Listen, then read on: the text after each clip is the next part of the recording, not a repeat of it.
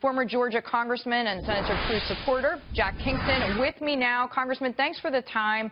What do you make of this last 24 hours before Super Tuesday? Are candidates getting desperate, or are we still talking about some of the issues that matter most to potential voters? I think this is relevant, and I think it's just part of the drama that leads into any election. You don't have all the information up front, although I would say it's well known that he did use illegal aliens to build the Trump Tower.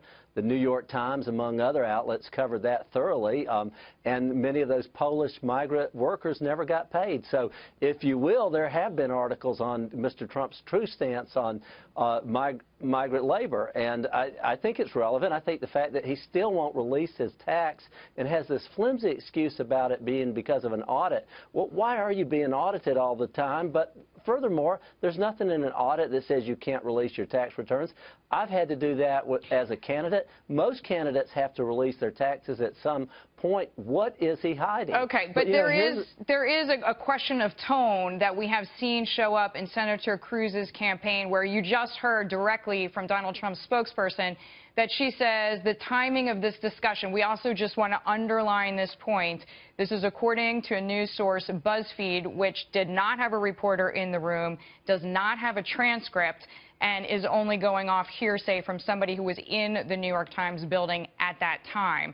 So as Katrina Pearson, Trump's spokesperson, just told us, the timing is rather tricky, 24 hours before Super Tuesday.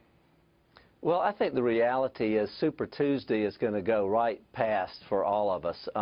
Mr. Trump will win some states, but Mr. Cruz is going to win a whole lot of delegates. He's going to be victorious in Texas. He's going to do well here in Georgia, and he's going to walk away from Super Tuesday with some votes, and then they're going to go on to Kansas and go on to Michigan and all the other states that are coming up in between now and Ohio and Florida on the 15th. So it's going to continue to be a knockdown, drag-out campaign, but that's why Ted Cruz has consistently attacked Rubio and Trump on their records, as opposed to these ad hominem attacks, which you are hearing, and they're silly.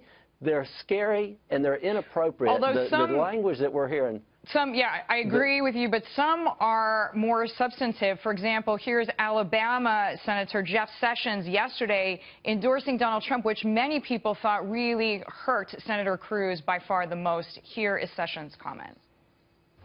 I think at this time, in my opinion, my best judgment, at this time in Americans' history, we need to make America great again. Congressman, that endorsement prior to this point in the campaign, many people thought would go to Senator Cruz. What is going on? Well, you know, Senator Sessions is popular in Alabama. He's not known in Georgia. I don't think he's known in Mississippi or Tennessee.